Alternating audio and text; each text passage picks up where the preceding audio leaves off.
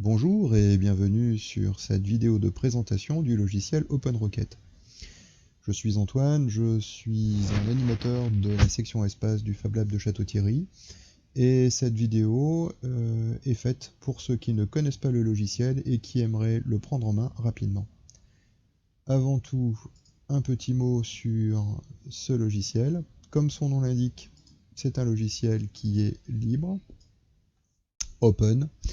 Et nous allons utiliser la version 15.03 qui est la version la dernière à avoir été publiée et qui a été traduite par des membres de l'association Tripoli France, notamment Rocketry France, dont les noms vous les voyez ici dans la petite fenêtre. Donc, notamment, il y a des gens que je connais, il y a Boris qui fait partie de l'association. Et grâce à eux, donc, nous avons une version en français. Donc, merci à eux. Petit bug d'affichage, ne vous inquiétez pas. Alors, on va commencer à rentrer dans le vif du sujet et on va regarder tout de suite la façon dont est organisé ce logiciel. 3 onglets, projet, configuration, simulation, que nous allons utiliser tour à tour. La partie projet permet de dessiner la fusée et de lui ajouter les différents éléments qui vont la constituer. On a des éléments, on va dire, de fuselage, mais on aura également des éléments internes comme le moteur, le parachute et éventuellement les baies électroniques que l'on va pouvoir simuler à partir de pièces internes. Dans le cadre, en haut à gauche, nous avons un arbre de conception. Donc pour ceux qui sont habitués au logiciel de CAO, un peu comme Fusion 360 ou comme TopSolid ou encore comme Katia, nous avons l'habitude d'avoir une trace des différents éléments constitutifs de son modèle. OpenRocket utilise la même philosophie. Donc au fur et à mesure que nous allons ajouter des éléments dans notre conception, ceux-ci vont apparaître dans cet arbre de conception. Nous y reviendrons tout à l'heure. Dans le cadre qui est juste à côté, c'est la liste des composants disponibles. Première remarque, à cette étape de la conception, nous partons d'une copie vierge, tous les éléments ne sont pas disponibles. Il va falloir positionner certains éléments, comme par exemple le tube, pour avoir accès à des pièces comme les ailerons, comme les cloisons internes. Au fur et à mesure de la mise en œuvre des pièces, nous verrons que toutes les options nous seront disponibles. Le dernier écran, la dernière partie de l'écran, excusez-moi, c'est la partie en bas, et vous voyez qu'elle prend plus de la moitié de l'écran. C'est notre page sur laquelle nous allons voir se dessiner peu à peu notre modèle. Je ne vais pas rentrer dans le détail tout de suite de configuration et simulation de vol, nous allons y aller progressivement et on va commencer tout de suite par dessiner notre fusée. Alors, le cahier des charges, il faut en parler. Le cahier des charges, c'est un petit peu on va dire, grandeur de la conception de la fusée que nous voulons faire. Donc nous allons faire une micro-fusée. Donc une micro-fusée se caractérise par une petite taille, avec généralement des moteurs qui sont assez faibles en impulsion totale. C'est un modèle que l'on aimerait voir grimper à environ 150 mètres de hauteur et le voir redescendre en sécurité sous parachute. On va éviter de partir sur des modèles trop lourds, donc on va dire qu'on aimerait avoir une fusée d'au maximum 70 grammes. Voilà. Et pour terminer, donc un autre critère qui va être important, c'est que nous voulons une fusée qui soit stable, donc avec un facteur de stabilité compris entre 1 et 3 calibres. Je reviendrai tout à l'heure et assez rapidement sur cette notion de stabilité et de ce que l'on appelle un calibre. Voilà, donc une fusée de 70 grammes maximum qui doit monter à environ 150 mètres, c'est parti. On va commencer par positionner notre première pièce, à savoir le nez de la fusée. Donc, je sélectionne voilà, le cône, et une petite fenêtre de configuration apparaît. Dans cette fenêtre de configuration, nous allons pouvoir choisir la forme générale de notre nez. Je m'arrête sur les 3 premiers, qui sont on va dire les cas les plus simples, les plus standards. Les séries qui sont ensuite, ce ne sont pas des séries que j'utilise, ce sont des séries que je ne connais pas très bien et qui de toute façon dérivent des 3 formes initiales. Nous allons partir sur une forme conique. Non, excusez-moi, c'est moche, une forme ogivale. La forme ogivale, donc c'est ce qu'on appelle un arc brisé, hein. Donc nous avons ici une section, plutôt une forme qui est circulaire, et la forme est symétrique, hein, c'est une forme de révolution.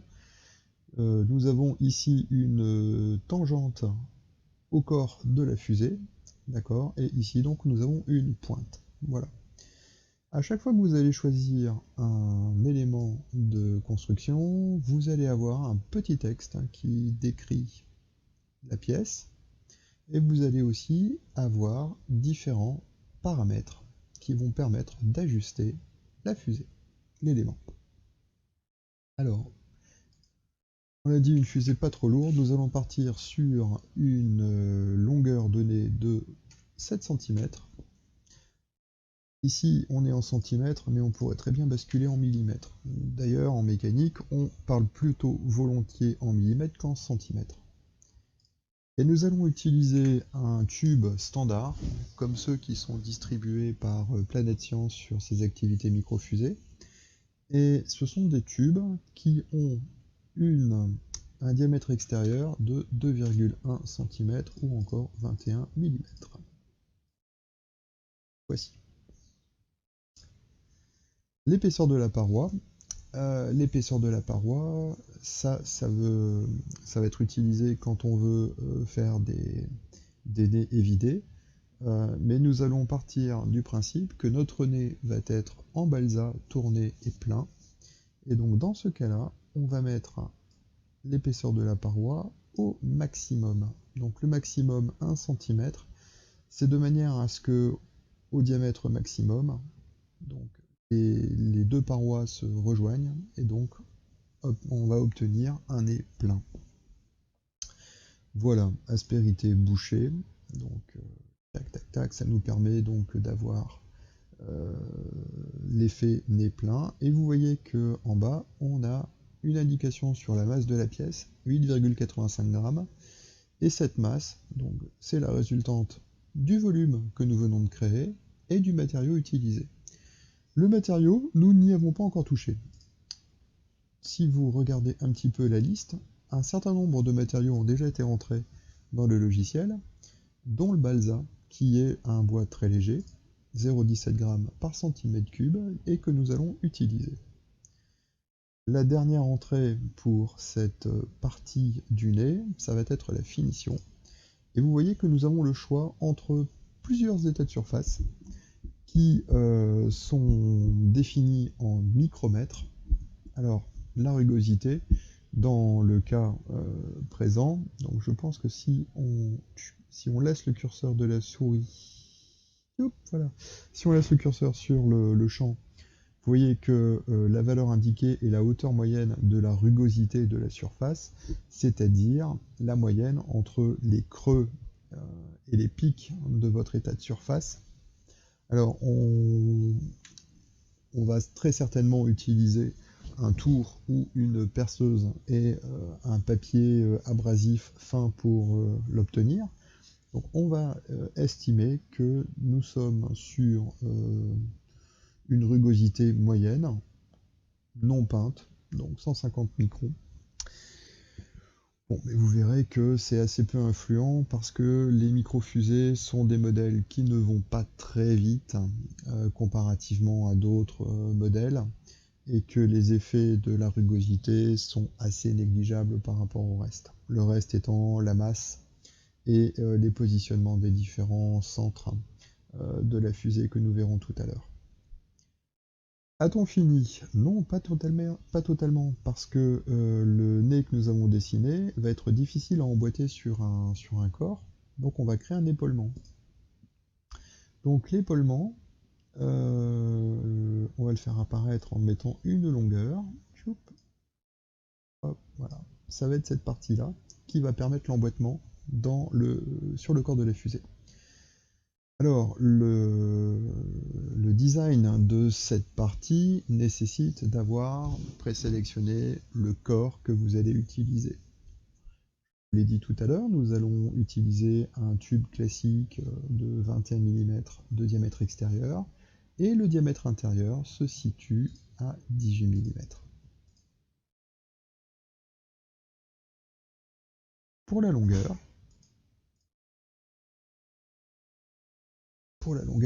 on va utiliser une règle de conception qui dit que pour éviter un boitement d'une pièce encastrée dans une autre, emboîtée dans une autre, la longueur de contact doit être égale à environ 1,5 fois le diamètre.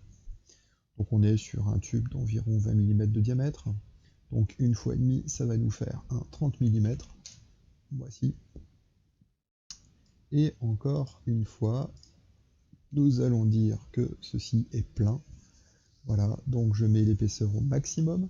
Alors le logiciel est bien fait, hein, l'épaisseur maximum, c'est celle qui permet d'avoir un corps plein. Hein, vous ne pouvez pas aller au-delà, donc c'est assez bien foutu. L'arrière est clos. Alors l'arrière est clos, bien évidemment, parce que notre pièce est pleine. Il est possible de créer des nez qui sont évidés, et dans ce cas-là, vous pouvez dire qu'effectivement, la partie qui est ici est une partie fermée. Certains nez sont vendus dans le commerce par des détaillants qui vendent les composants pour faire des fusées. Et vous avez des nez qui sont en plastique moulé. Et donc ces nez sont tout à fait pleins, enfin sont pleins, c'est-à-dire il n'y a pas d'entrée, on ne peut pas aller à l'intérieur du nez, par contre ils sont évidés. L'épaisseur de paroi c'est quelques dixièmes de millimètre, rarement plus de 1. Et comme c'est du soufflage enfin c'est de l'injection soufflée, vous n'avez pas, vous avez une épaisseur constante sur l'ensemble de la pièce, et l'arrière est clos. Voilà. Donc ça permet de mettre une épaisseur et de dire aussi que cette partie-là est fermée. La masse de la pièce est à 3,51 grammes, c'est pas mal.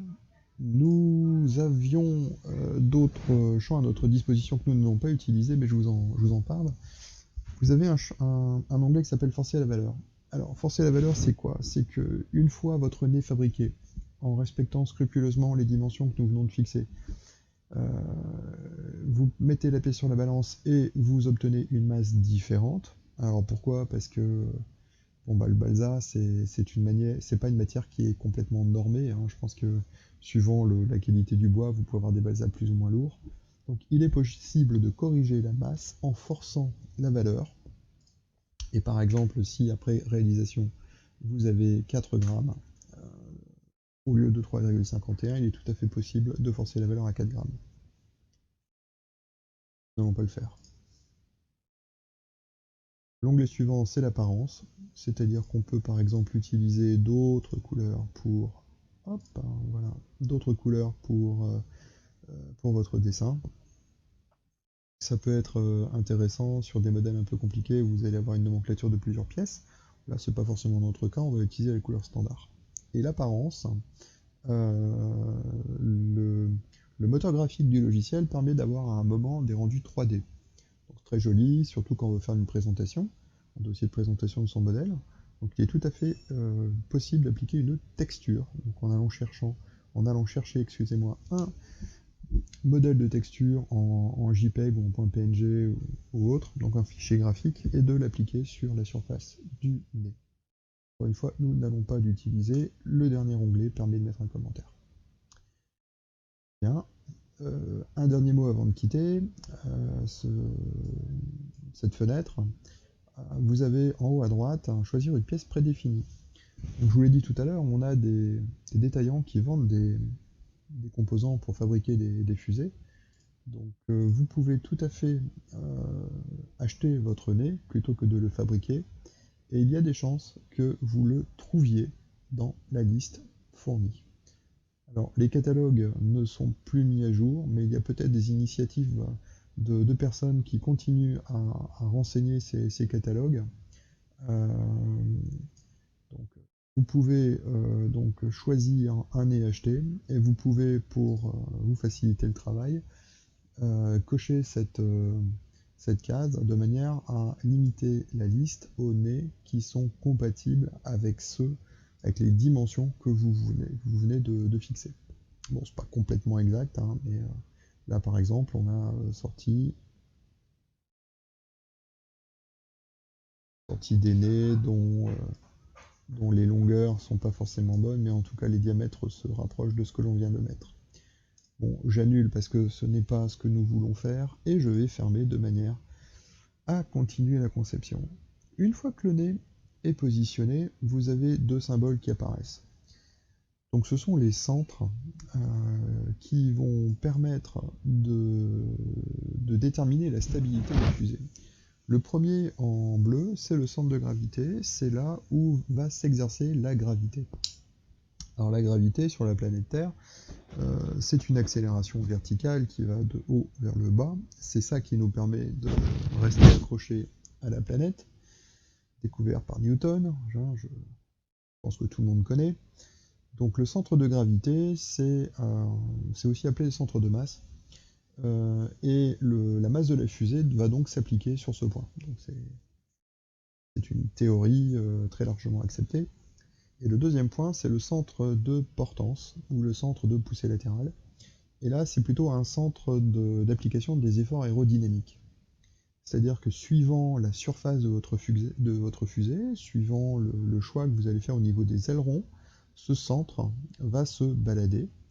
Et l'écart ou la distance entre ces deux points va être assez importante pour le calcul de la stabilité.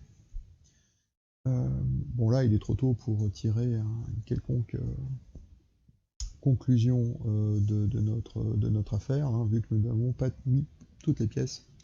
Donc nous allons continuer. Le nez étant posé, nous allons maintenant choisir le tube de corps. Alors le tube de corps fait apparaître une autre fenêtre de configuration. Nous allons choisir, comme ça un peu au pif, un tube de 400 mm. Ici.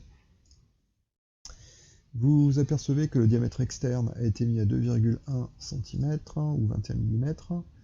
Et bien ça en fait, c'est parce que le logiciel sait que vous avez choisi un nez de 21 mm de diamètre, donc il met un tube en conséquence. Par contre, le diamètre interne, vous voyez que c'est pas tout à fait ça, étant donné que nous sommes sur du 1,8. Voilà. Et vous voyez que l'épaisseur de paroi va être recalculée.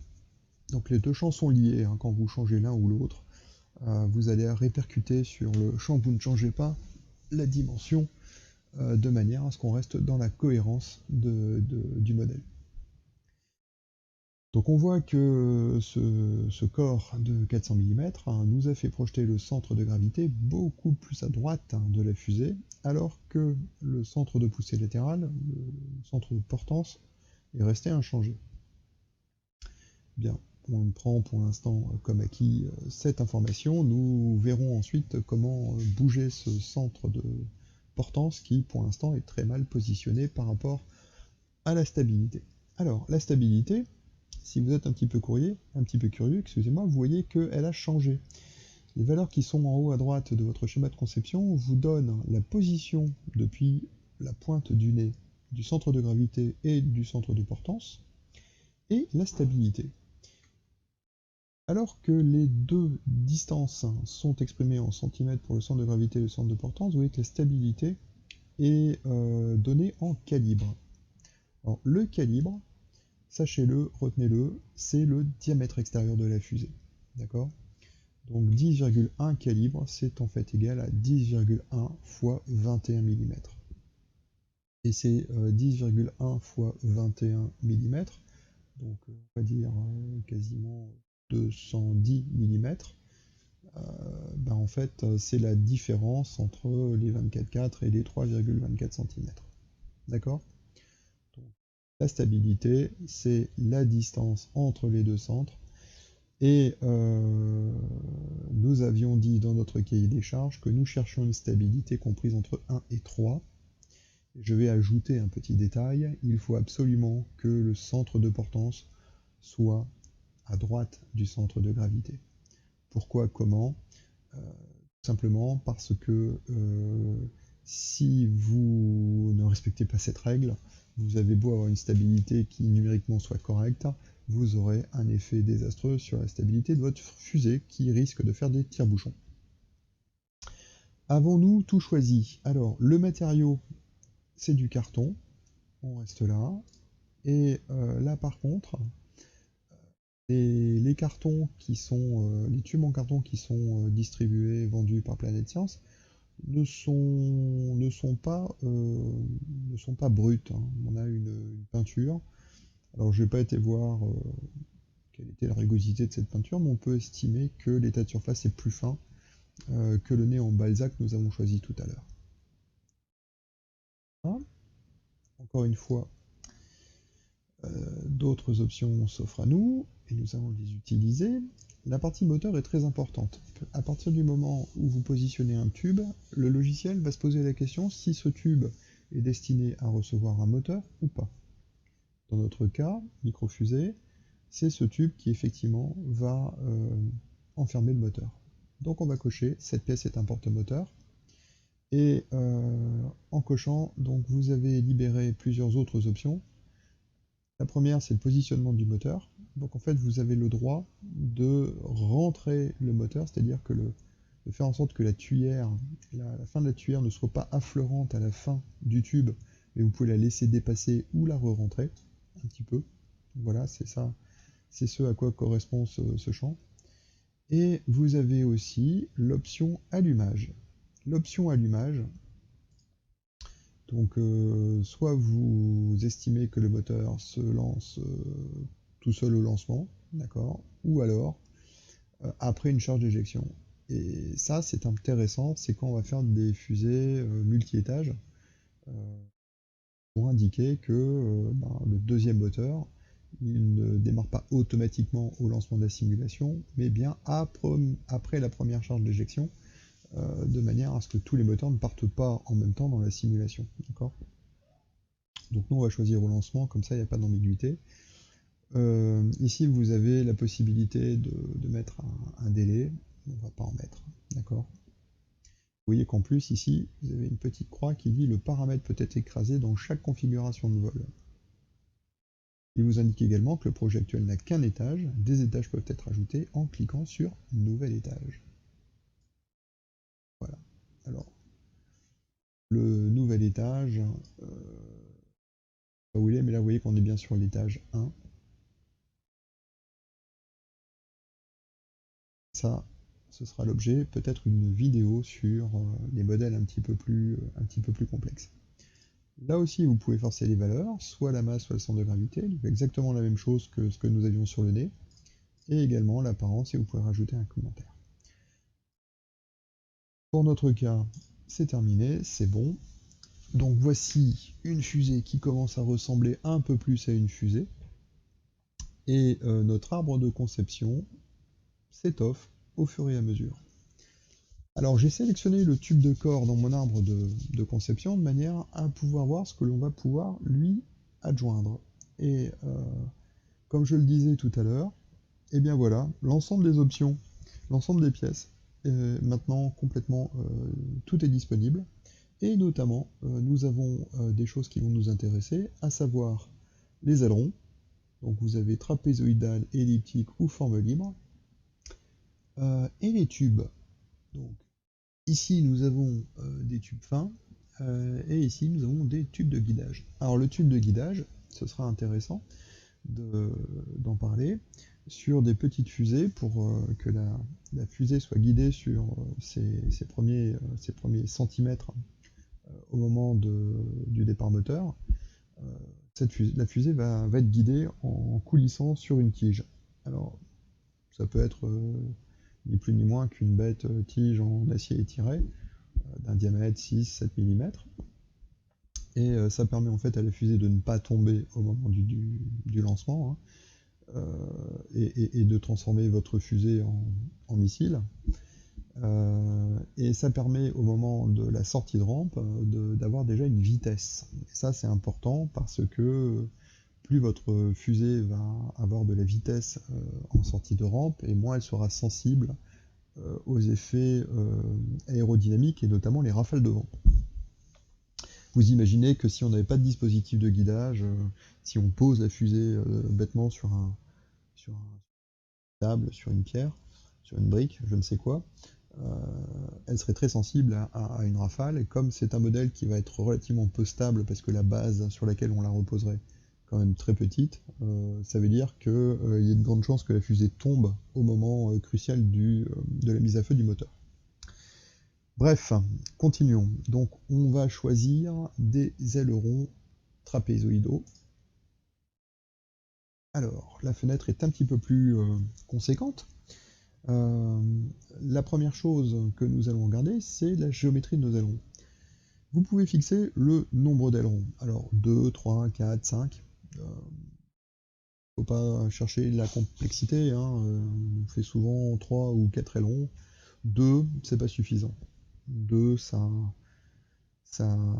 laisse une fusée qui va se comporter différemment suivant que les ailerons sont perpendiculaires au vent ou s'ils sont alignés avec le vent, donc c'est pas terrible. Donc on va garder pour l'instant 3. On peut leur donner une rotation, une inclinaison, et on peut changer donc leur valeur, leur grandeur, la longueur. Alors la longueur de la base de l'aileron, la longueur de la base de l'aileron c'est celle-ci. Donc avec le petit ascenseur, voilà, vous voyez un petit peu de quoi on parle. Bah, c'est ici. La longueur du bout de l'aileron, c'est celle-ci.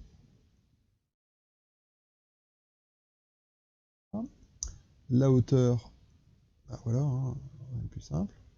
Alors, c'est rigolo, c'est que là, vous voyez très clairement le décalage du centre de portance, en même temps que le centre de gravité, mais vous voyez que le centre de portance bouge beaucoup plus rapidement que le centre de gravité.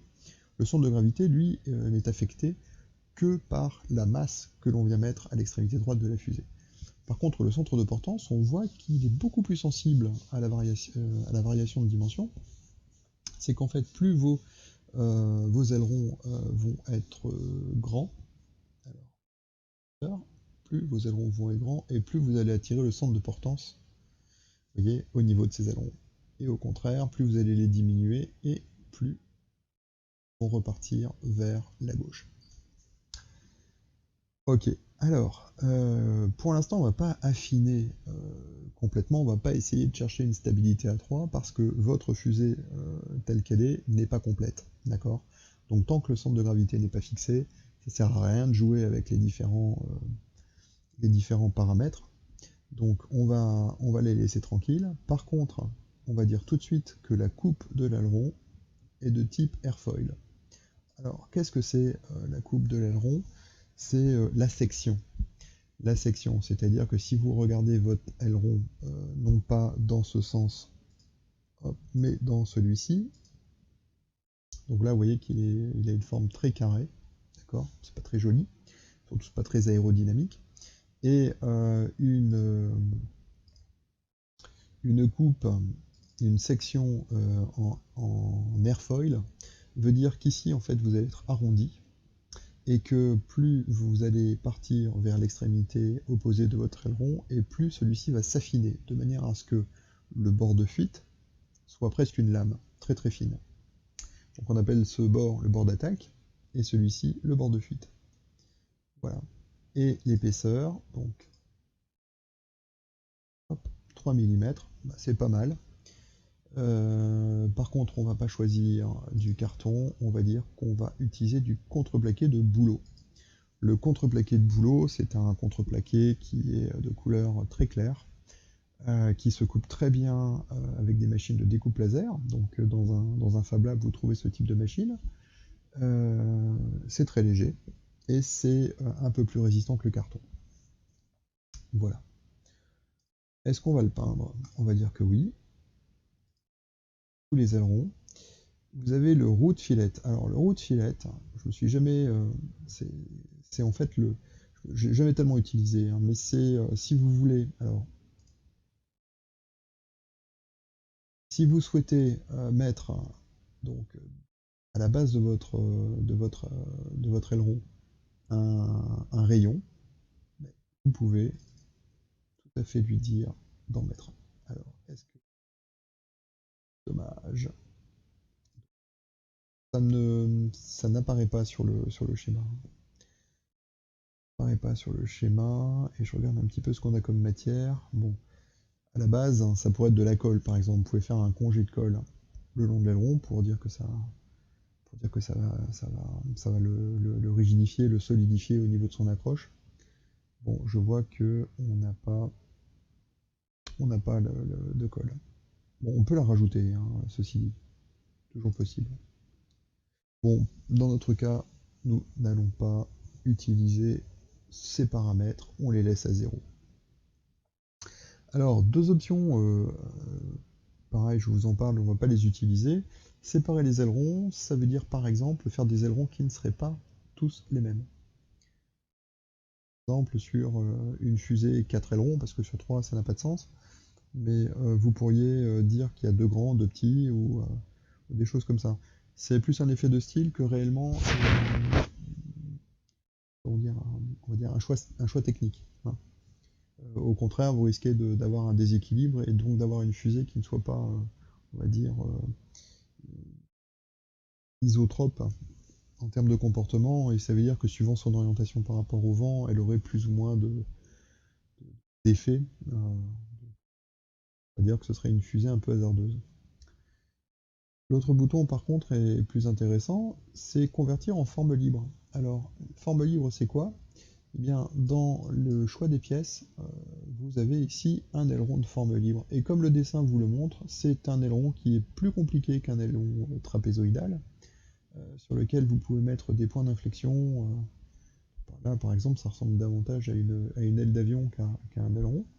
Donc si au bout du compte vous souhaitez non plus des ailerons trapézoïdaux mais des ailerons de forme libre, il suffit d'appuyer sur ce bouton pour faire la conversion.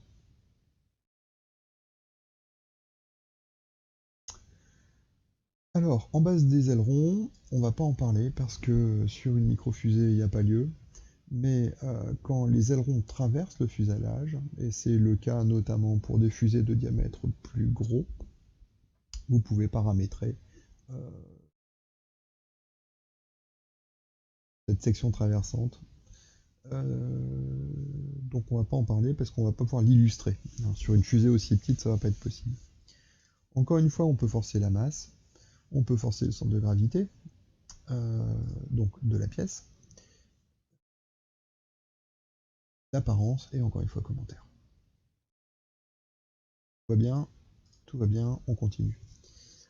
Donc là, la fusée est presque terminée dans son enveloppe extérieure. Ce qui va nous manquer, c'est le tube de guidage. Donc, je reprends le tube et on va mettre un tube de guidage.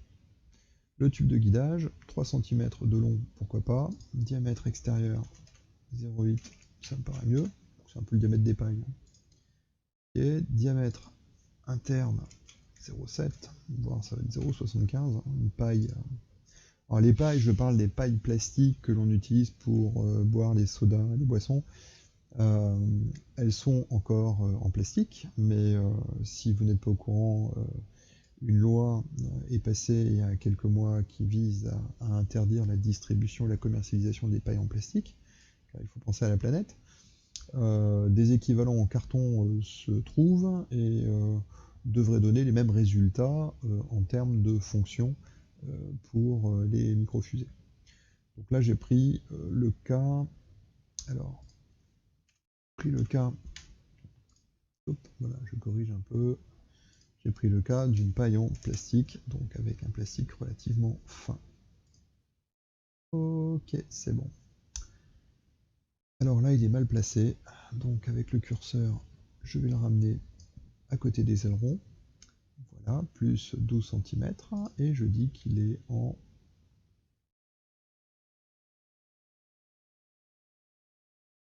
Aïe, ça doit plutôt être quelque chose qui ressemble à du...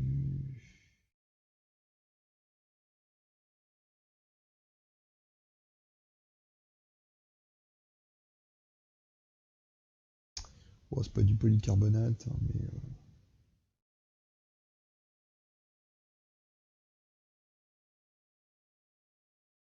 truc très fin, on va prendre ça. Ok. Finition de la pièce, donc là c'est très très fin. C'est pas peint, mais l'état de surface de ce type de paille est excellent. Donc, un dernier petit point à régler. Donc là je me mets de côté, en vue arrière. Donc vous voyez que notre tube de guidage est pile poil aligné avec un aileron. Ça veut dire que le tube ne pourra pas être inséré sur la tige de la rampe de lancement. Il va falloir donc le décaler. Et c'est ce à quoi sert la position angulaire.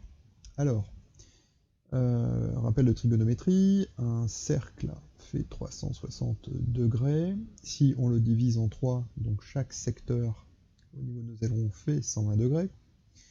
Donc le tube, on va le dégager de 60 degrés. D'accord? Vous m'avez suivi. De côté, très bien. Alors le moteur graphique du logiciel ne gère pas très bien les interférences, hein. Vous voyez que là on a encore un trait. Normalement il ne devrait pas être visible, ou alors c'est soit la partie supérieure soit la partie inférieure qui devrait être cachée. Vous voyez que ça n'est pas bien fait, mais c'est pas grave. Ok, nous allons maintenant, alors je sélectionne le tube de corps, hein, parce que c'est dans le tube de corps que nous allons insérer deux choses. Un parachute. Alors, parachute. Voilà, il apparaît. Donc, la première chose à faire, c'est qu'on va régler son encombrement. Donc un parachute de 30 cm, quand il va être plié, devrait faire globalement 8 cm. Okay.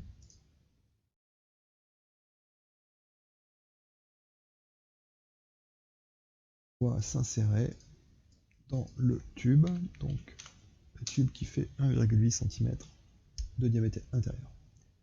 Là. Un plus, voilà, ici. On va le mettre là, d'accord.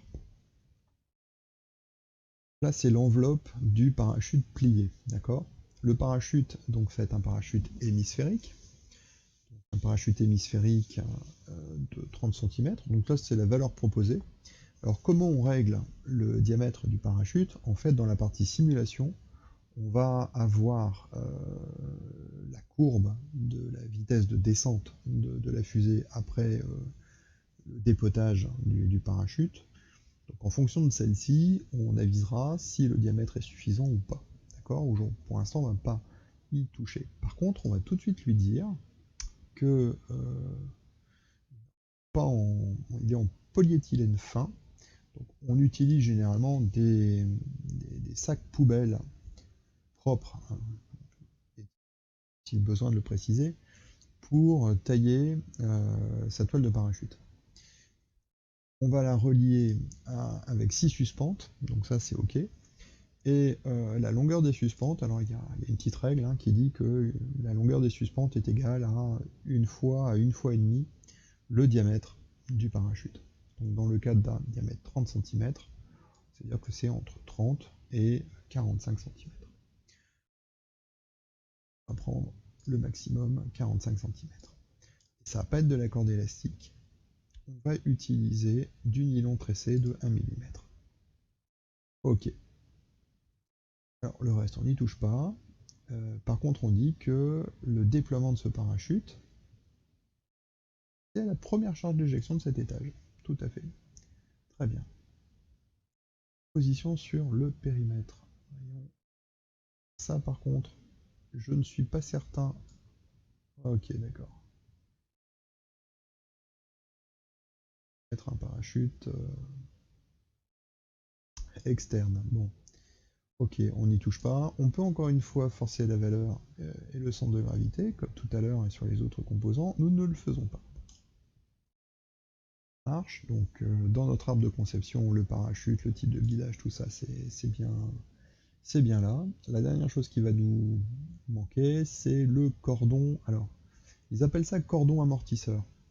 C'est le cordon qui va maintenir, donc je vais changer son intitulé, c'est le cordon qu'on va choisir en Kevlar de 2 mm,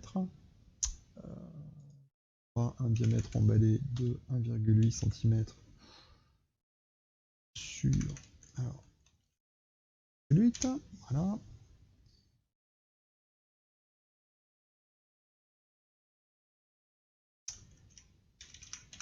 Nickel.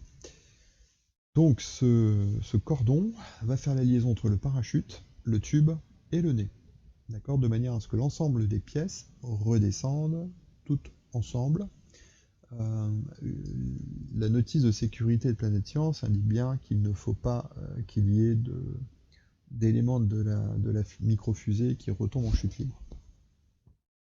Seule exception, c'est la bourre qu'on mettra ici et qu'on ne va pas conceptualiser.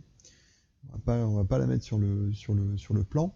C'est une boule de coton ou d'aluminium qui va en fait faire tampon entre les gaz chauds du moteur, de la charge de dépotage du moteur et du parachute. Le plastique que nous allons utiliser pour faire une microfusée est très sensible à la chaleur et s'il n'y a pas de protection thermique, en fait le plastique va fondre, va se transformer en boule et vous n'aurez pas un parachute, hein, vous allez avoir une boule de plastique fondue qui n'aura pas du tout le même effet qu'un parachute hémisphérique. Voici. Alors, bah écoutez, là c'est pas mal. On va presque pouvoir revenir sur la partie des ailerons. Ce qui nous manque, c'est un moteur. Donc, à ce stade, on va changer d'onglet et on va aller sur la configuration. Donc, la configuration permet d'ajouter un moteur. Nouvelle configuration. Un nouveau moteur. Donc, je vais choisir un moteur.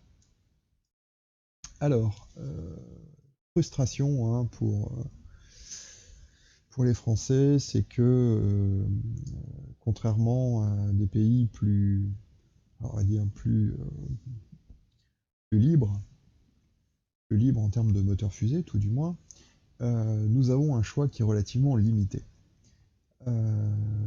Pour faire simple, il y a des moteurs STS qui sont commercialisés, il y a des moteurs climat qui sont fabriqués en Allemagne, d'accord, mais il y a pas mal de marques globalement qu'on ne trouve pas.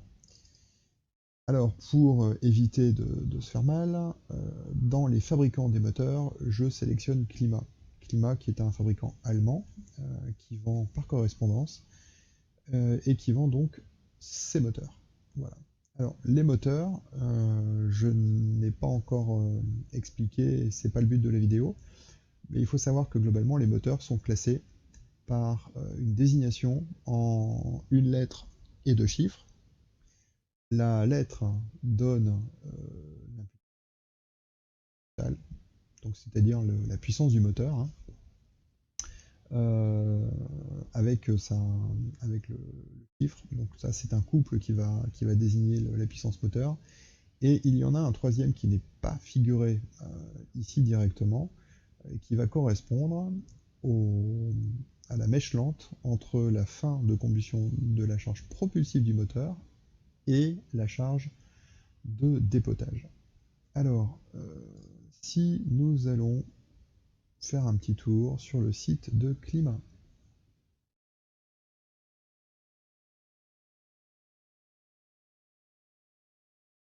Je crois que je l'ai pas. Ok.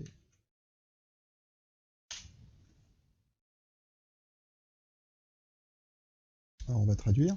Donc bienvenue chez Climat, hein, donc chouette petit magasin avec une petite décoration qui est très explicite. Nous allons aller voir les moteurs. Ok, donc Climat est un fabricant, hein, donc il a la licence et les autorisations adéquates pour fabriquer ce type de matériel. Je rappelle qu'il est strictement interdit de fabriquer soi-même ses moteurs en France. D'une part c'est dangereux, très dangereux, et puis d'autre part c'est interdit, hein. Donc voilà, on ne fait pas.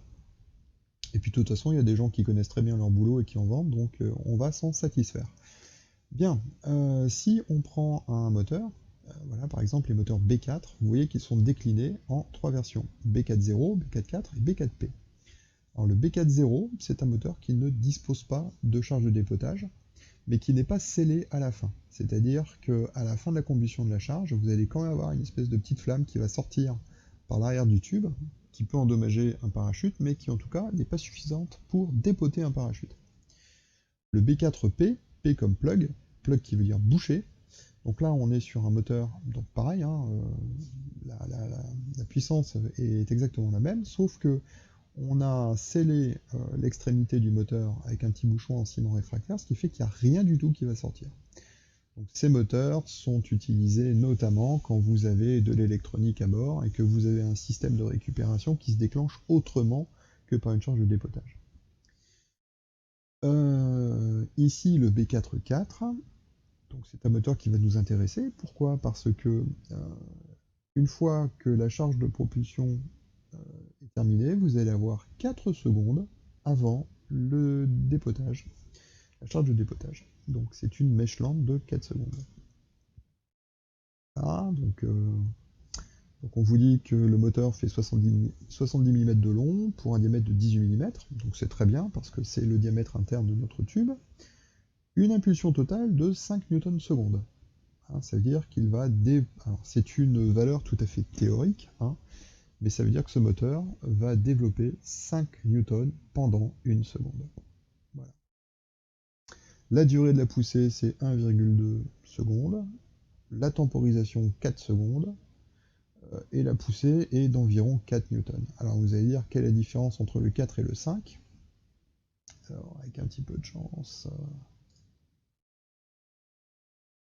Non, on n'a pas de chance. On n'a pas de chance. On n'a pas de chance. On n'a pas de chance. Vous voyez, c'est rigolo. Hein. Donc... Ah, non, c'est peut-être Google Traduction.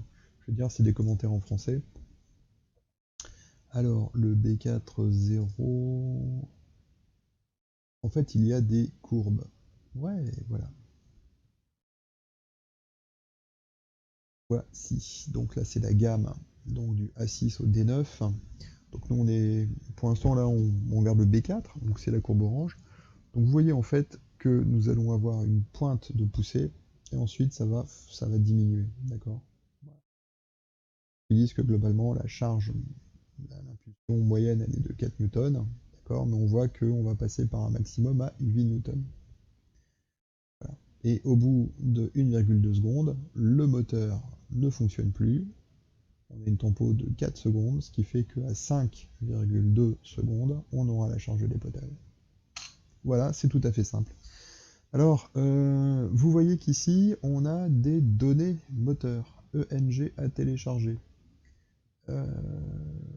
Pourquoi? Pourquoi? Mais parce que... alors oui, si j'en choisis un, donc le B4, vous avez justement la courbe. Alors, c'est intéressant de noter qu'on n'est pas exactement sur les mêmes chiffres. Hein. C'est-à-dire que les données du moteur B4 de climat ont été rentrées et sont un petit peu différentes. Et vous voyez que... Ça date de 2014, pourtant c'est pas très vieux, mais peut-être qu'il y a eu une petite modification. On voit que le moteur fait 16,3 grammes au lancement et qu'une fois vidé de toutes ses charges, il ne fait plus que 10,9 grammes. Les points de données, donc, ce sont les points qui ont permis de tracer la courbe. Voilà, on a une poussée moyenne de 3,82 et une impulsion totale de 5 Newtons secondes. Voilà. Poussée max 8 Newtons, c'est ce qu'on avait vu en lecture. Donc j'aurais tendance à dire que par rapport à ce que nous avons vu sur le site de climat, il y a un petit écart. Grave par grave, impossible de dire pour l'instant. Toujours est-il qu'il est tout à fait possible de rentrer des courbes soi-même, donc de créer les données moteurs soi-même. J'ai déjà été amené à le faire. Parce que, pareil, quoi, quand vous constatez qu'il y a des erreurs ou qu'il y a eu des modifications sur certains moteurs et que le logiciel n'est plus à jour, il faut le faire. Alors, on va prendre le moteur B4 avec un retard de 4 secondes avec la charge de dépotage, on accepte, ok, et voilà ce qu'on voulait. le moteur est apparu. Donc le moteur est apparu dans la pièce qui sert de porte-moteur, c'est-à-dire le tube. Je retourne dans la partie projet, parce que là, la fusée est en ordre de marche. Avec le moteur, le centre de gravité a été recalculé, et on voit qu'on a une stabilité de 1,18 calibre. Donc globalement, on est dans notre cahier des charges. La fusée fait 52,4 grammes, on a dit qu'on ne voulait pas plus de 70 grammes, donc c'est bon. Elle fait 47 cm, mesure 2,1 cm de diamètre. Par contre, vous voyez que l'apogée de cette fusée est prévue à 208 mètres, donc un peu grand par rapport à ce qu'on avait visé, d'accord, mais bon. En fait, globalement, si on veut arriver à 150, faire une chose très simple, hein, c'est d'augmenter. C'est génial. Il est en train de... Voilà. Donc avec un tube de 67 cm, nous avons une apogée de 150 mètres. Voilà. Par contre, la stabilité, elle n'est plus bonne. Elle n'est plus bonne. Alors pourquoi elle n'est plus bonne? Parce que la fusée est plus longue, d'accord? Donc la surface exposée au vent, notamment aux vents latéraux, est plus importante. Voilà, donc le centre de portance est un peu trop éloigné. Il faudrait le rapprocher, et donc pour le rapprocher, il va falloir donc diminuer la taille des ailerons pour compenser finalement la surface supplémentaire que le tube donne. Voilà. Bon, vous savez quoi, on va pas se traumatiser, on va en mettre 40 cm, c'était très joli, et puis la fusée comme ça reste dans une taille correcte. Voici. Ok, bon, bah écoutez, dernière chose à faire, c'est la simulation. Parce que ça, la conception, vous pouvez très bien le faire sur un autre logiciel. Les centres de gravité, un logiciel comme Fusion 360 vous le donne. Bon, par contre, le centre de portance, il vous ne le donne pas. La simulation va nous permettre donc de... Alors, je fais une nouvelle simulation, d'accord, pour avoir l'écran de modification qui arrive. Alors, nous avons la configuration de vol qui va être utilisée, la configuration avec le moteur B4.4. Ici, il y a une vitesse de vent qui a été mise. Voilà, avec une dérive standard qui est calculée automatiquement. Et une intensité de turbulence. Alors, l'intensité de turbulence, je vais être très honnête avec vous, hein, on commence à rentrer là dans des données qui sont peut-être un petit peu difficiles à maîtriser. L'aide nous dit que l'intensité de la turbulence résulte de la division de la dérive par la vitesse moyenne du vent.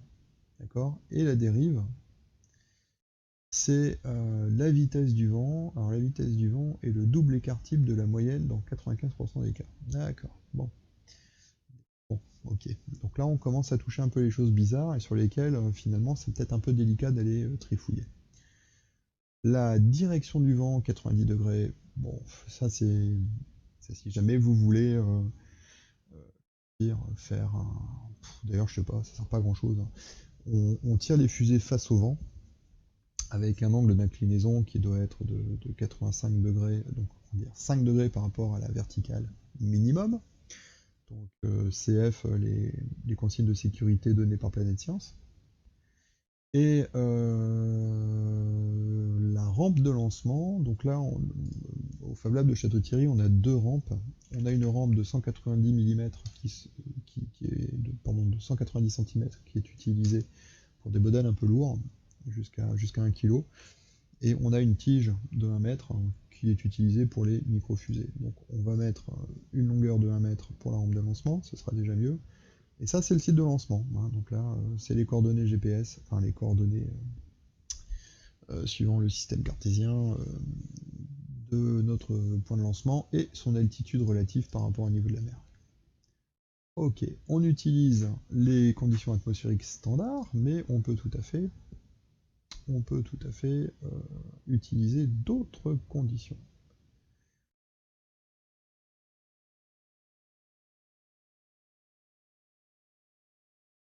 Ah, c'est bizarre. Bêtise là.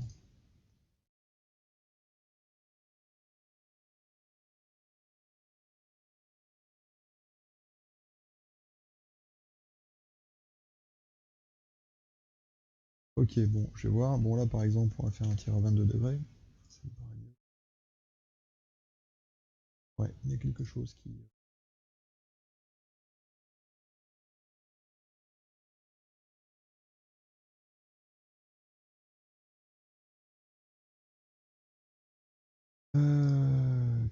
Ok, un atmosphère, on va pas s'embêter.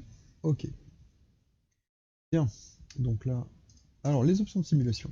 Eh bien ça, j'en parlais un peu tout à l'heure. Voilà, Runchkuta, le voilà. Euh, la simulation est basée sur des méthodes d'analyse numérique. Alors je n'ai pas regardé le code, hein, je ne sais pas trop comment ça marche. Euh, il est possible de faire des modifications, et notamment sur le calcul géodétique. Alors, on va vite fermer ça, hein, parce que déjà je vais vous perdre, hein, puisque là je suis déjà perdu, et bon, franchement, on va pas s'amuser à changer le code. Bon, on peut pas changer le code, mais enfin, c'est beaucoup trop pointu par rapport à l'objet de cette vidéo. Ok, bon, on va simuler les tracés. Alors,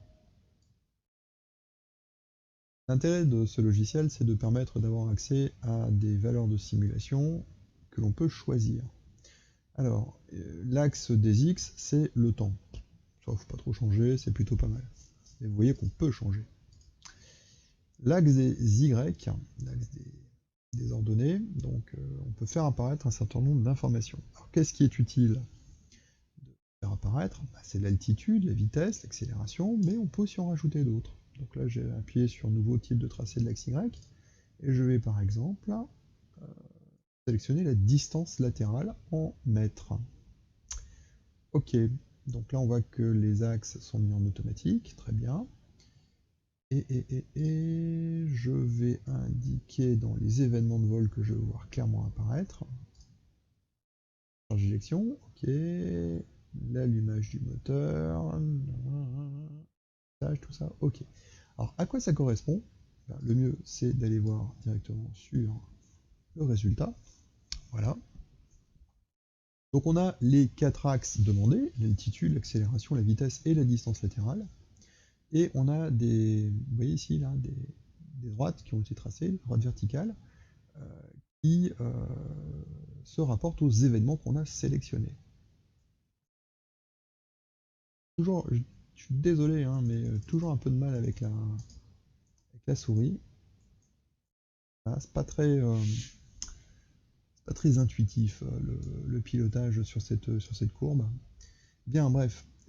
Ici, nous avons l'allumage du moteur, le dégagement de la rampe de lancement, la fin de combustion du moteur, la charge d'éjection et l'apogée. Voilà. Pas mal ça déjà.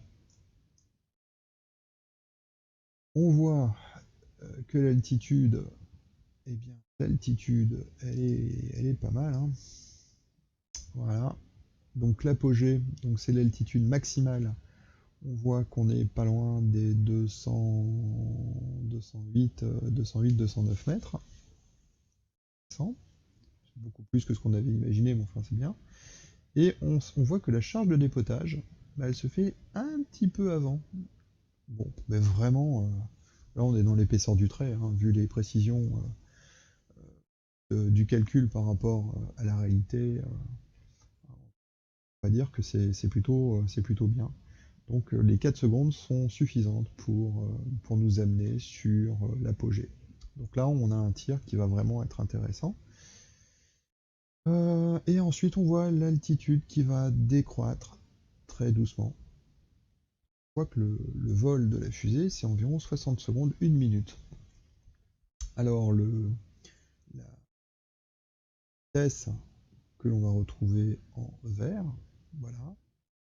On a une vitesse qui va partir donc ici à plus de 75 mètres. Donc, vous voyez que la vitesse, hein, c'est l'échelle qui est à droite, donc on va être à 75 mètres par seconde. D'accord? C'est rapide. Alors 75 mètres par seconde. Alors l'écran l'écran qui est derrière, là on lit encore, lui il nous trouvait 76,4 mètres par seconde. Mach 0,2 fois la vitesse du son. Donc la vitesse, ce que je voulais vérifier, c'est pas tellement la vitesse maximale, hein, c'est la vitesse sous voile, donc quand le parachute est ouvert.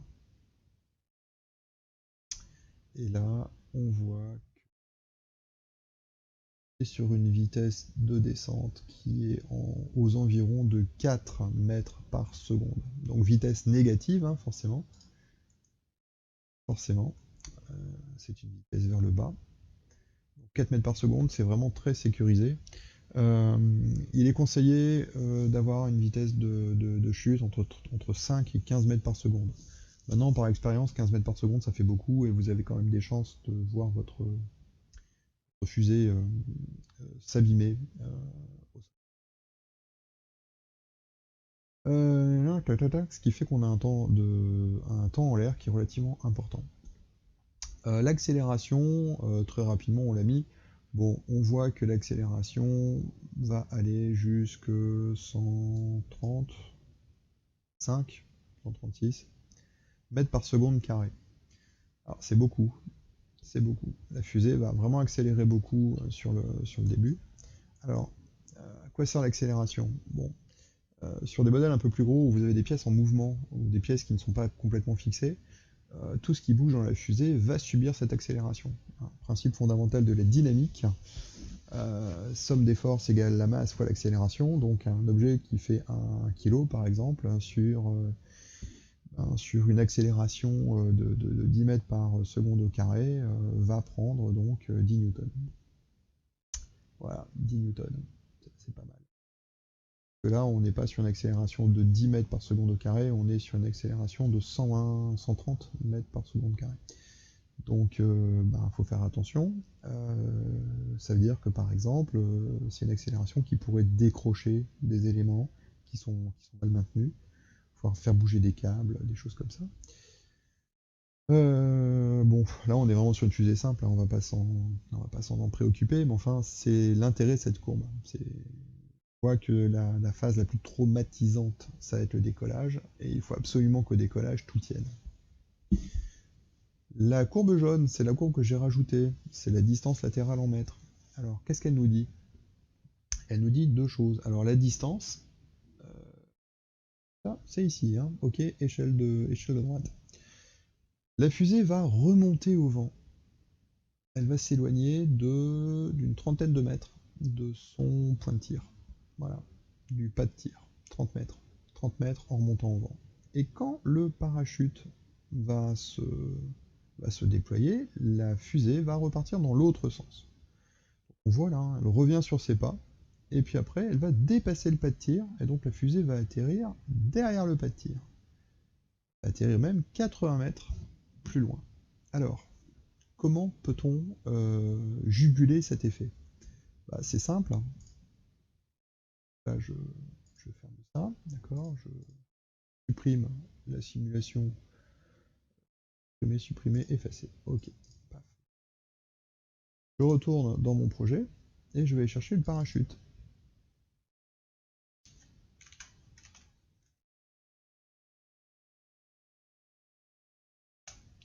Le parachute est peut-être un peu grand. D'accord, donc je vais le rapetisser. Alors, la simulation est passée en rouge, pourquoi? Parce que vous avez fait une modification. Donc on va relancer la simulation. D'accord. Tiens, là il y a encore un bug graphique qui est apparu, dirait-on. Voilà. Alors, quand vous avez des bugs graphiques, voilà, ça va mieux. Tracer, exporter. Chose et je trace. Bon, alors c'est pas flagrant, c'est mieux, mais c'est pas encore ça. Mais on peut encore donc les 25 cm, on vous allez dire 25 cm c'est déjà pas grand. Donc la fusée ne va plus à 80 mètres mais à 65 mètres.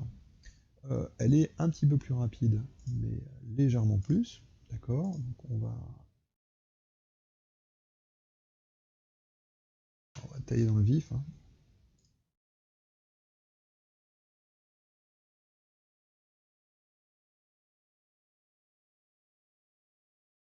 Ok, alors quand on fait ça, là vous voyez, nous avons un petit souci. Le parachute est plus léger, le centre de gravité a bougé, on est plus stable. Alors, que faire? Relativement simple, hein. On va augmenter l'effet des ailerons, d'accord? Donc je vais dire que l'aileron a une hauteur de 2,1 mètres, et voilà. On est repassé à une stabilité de 1,24. Alors vous allez me dire, mais mon Dieu, mais ça a l'air d'être compliqué. Pas du tout, pas du tout. Faut être juste un peu logique, faut réfléchir, faut savoir quand même, pas de l'intuition, mais il faut savoir euh, comment, à peu près comment est calculé le centre de portance, comment est calculé le centre de gravité, et de voir qu'est-ce qui influe. D'accord? C'est ni plus ni moins. Et avec votre première fusée, vous allez galérer, la deuxième sera plus facile, etc. Comme dirait le vieil adage, c'est en forgeant que l'on devient forgeron. Je relance la simulation, encore un bug graphique, décidément. Je passe mes courbes. Ok. Bon bah voilà. Allez, c'est acceptable. Donc le parachute est beaucoup plus petit et la distance latérale, voilà, 20 mètres. Bon, la fusée va se poser 20 mètres derrière. Alors ça veut dire quoi? Bah, ça veut dire qu'il ne va pas falloir se mettre en limite de terrain pour tirer sa fusée, hein. Il faudra prévoir au moins, allez, vous prenez quand même un peu de... Il faudra se mettre au moins à 30 mètres dans le terrain, de manière à pouvoir récupérer votre fusée sans aller demander aux voisins de vous ouvrir la porte. Alors, Planète Science préconise la taille d'un terrain de foot comme base de lancement, donc ça c'est bien. Bon maintenant, un terrain de foot c'est pas carré, hein, c'est rectangulaire, et suivant le vent, le sens du vent, ben, vous allez avoir des situations de tir plus ou moins faciles à gérer. Effectivement, quand le vent est dans le grand axe du terrain, ben, c'est bien, quand il est sur le petit axe, c'est déjà plus compliqué. Ok, bien, bah écoutez, on va s'arrêter là. Vous avez vu les différentes étapes de conception d'une fusée, rapidement aussi comment on obtient les données de simulation, les paramètres sur lesquels il faut absolument penser à personnaliser, voir aussi comment on analyse les résultats, à quoi ils servent. Donc là, vous êtes paré pour faire votre premier projet en solo. Je vous remercie d'avoir regardé cette vidéo jusqu'au bout. C'est ma première vidéo, donc je vous demanderai d'être bienveillant à mon égard. Le plus important, c'est de partager ce que je connais du sujet. Je ne connais pas tout, je peux faire des erreurs. L'important et l'intéressant dans ces échanges vidéo, c'est que vous puissiez me faire un retour, éventuellement que vous m'apportiez des précisions, hein, ou des questions, hein, il n'y a pas de problème. Je fais ça pour partager et pour vous aider dans votre conquête spatiale. Je vous remercie, à très bientôt.